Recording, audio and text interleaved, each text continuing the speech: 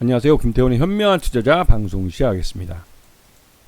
본 영상에서 다루는 내용은 투자 권유가 아니며 각 개인의 투자 판단에 대한 책임을 지지 않습니다. 별도 SNS 채널 가입을 유도하거나 투자 권유 및 유료 리딩 서비스를 홍보하는 불법 사칭 계정에 유의하시기 바랍니다.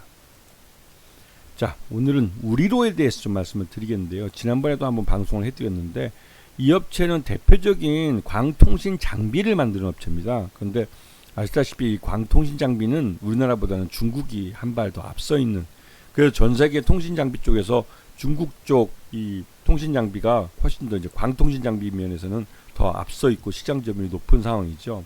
그래서 그런 면 때문에도 우리 한국 기업들이 굉장히 어려움을 겪고 있고, 그리고 5세대에서 지금 6세대 통신으로 넘어가는 게 더디게 진행되면서 이런 부분에서 이제 이러한 광분배기나 이런 통신 장비를 만들어 놓은 우리나라 기업들이 굉장히 어려움을 겪고 있습니다. 근데 이게 우리나라뿐만 아니라 전 세계적으로도 이런 그 5세대에서 6세대로 이동통신이 이제 이 진화하고 발전하는 것이 더디게 진행되고 있는데요. 이게 이제 중간에 코로나 때문에도 그 투자 시기 5세대를 제대로 투자하고 6세대로 넘어갔어야 되는데 5세대 투자 초기에 코로나 터지면서 대부분 그 투자 시기를 놓쳤습니다. 그래서 5세대를 지금 고도화하는 단계로 투자를 해야 될지 아니면 곧바로 6세대로 넘어가야 될지 이걸 고민하고 있는 그런 상황이라고 할 수가 있죠. 그러다 보니까 이런 광통신 장비 업체들은 오히려 이런 발주처들이 고민하고 있는 것을 기다릴 수밖에 없는 입장이 돼버려서 개발비는 다 들어갔는데 개발비 들어간 것을 제대로 뽑지를 못하고 있어서 굉장히 어려움을 겪고 있는 그런 상황이기도 합니다. 그런데 이제 그 우리로도 그래서 이제 다양한 분야에서 이제 기술을 개발을 하면서 이 시장의 위험을 좀 돌파하려고 그러는데, 우리로 같은 경우는 양자 암호 통신 쪽 광통신 기술을 이용해서 이 양자 암호 통신의 부품 사업으로 이제 들어가서 이제 단일 광자 검출기라는 걸 상용화에 성공했습니다.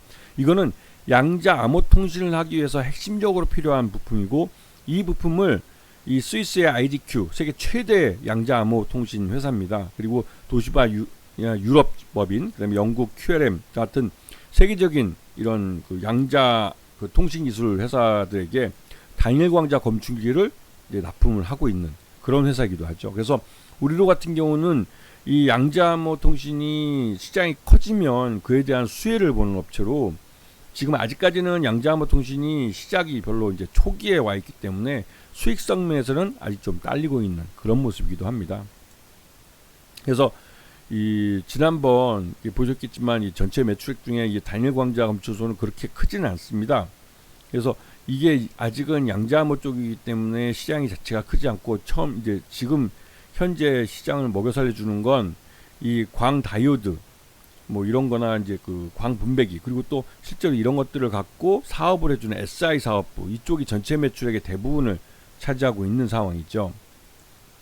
그래서 지난해 실적 같은 경우는 이제 3년에 걸쳐서 실적이 거의 뭐 반토막이 나버린 상태입니다. 그만큼 일감이 많이 줄어든 상태고, 이 통신 쪽 투자가 좀 더디게 이루어지고 있기 때문에 이런 광통신 장비 업체들은 중국과의 경쟁에서도 굉장히 밀리고, 또 이 국내에서도 이 6세대에 대한 투자가 늦어지고 있어서 그런 부분 때문에 또 밀리고 있는, 그래서 지금 돌파구로 찾은 게 이 양자 암호 통신 쪽입니다.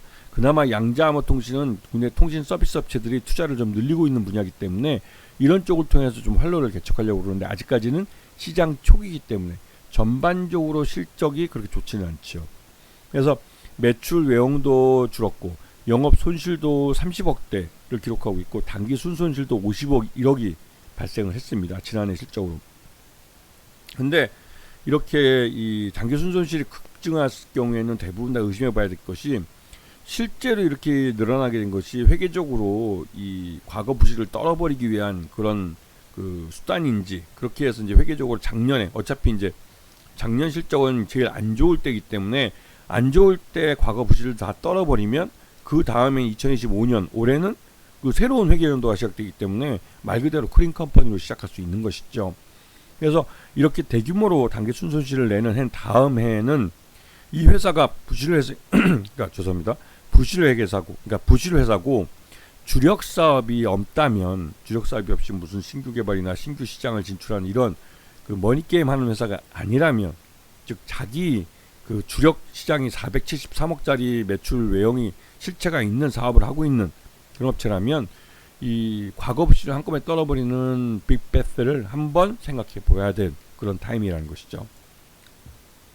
그리고 지금 이 회사는 인피온이라는 회사가 최대주주로 있는데, 인피온 회사는 제3자 배정 유상증자를 통해서 최대주주가 된 회사입니다. 그래서 이 회사 같은 경우도 실제로 이 주가가 제3자 배정 유상증자 이상으로 주가가 올라가면 차익 실현하고 이 경영권을 넘길 가능성이 크죠. 그렇기 때문에 인피온의 최대주주 지분이 주가가 오르면 매각될 수 있다는 점, 그렇기 때문에 주가를 끌어올릴 가능성이 있다는 점, 이런 부분을 기억하셔야 됩니다.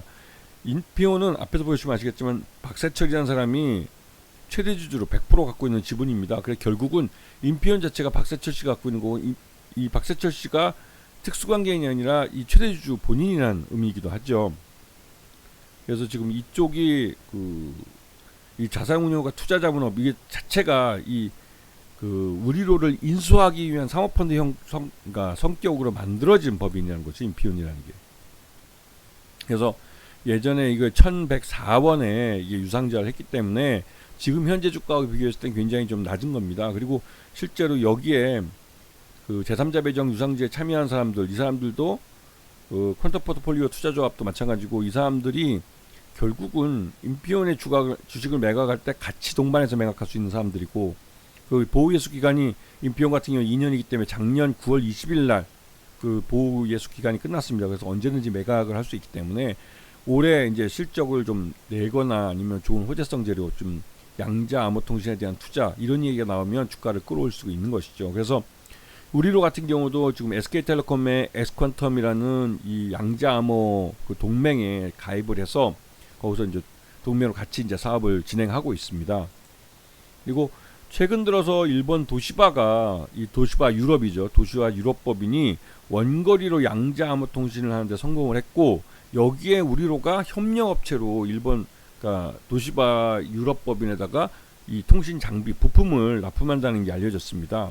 그리고 우리로 같은 경우 세계 1위 양자 암호 통신 기업인 IDQ하고도 협력업체로 있고요. 근데 이런 부분이 시장에서는 부각이 되고 있는 그런 모습입니다. 그래서 최근 들어서 주가가 지금 오르고 있는 모습을 보여주고 있는데요. 그래서 이 우리로 같은 경우도 지금 지금 주가가 지난 4월 9일 날 1068원을 찍고 그걸 바닥가기 위해서 지금 오르기 시작했습니다. 그래서 과거에 이 최대주주로 있는 지분을 매각할 수 있는 분위기가 이제 조성이 되고 있고, 이러한 흐름이 계속될 수 있습니다. 특히나 이제 양자 암호보호라는 게 지금 시장 내 핫한 이슈가 되기 때문에 이 이슈를 타고 우리로 주가를 최대한 끌어올릴 가능성이 높죠. 예전에도 제가 말씀드렸지만, 이렇게 이제 최대주주 지분이 매각을 할 수 있는 그런 시기가 되면 이렇게 이제 주가를 끌어올리기 위한 여러 가지 호재성 재료들을 내놓는 회사들이 많습니다. 그럴 때는 확실하게 최대주주 지분을 매각하겠다는 의지를 시장에 보여주는 것이죠.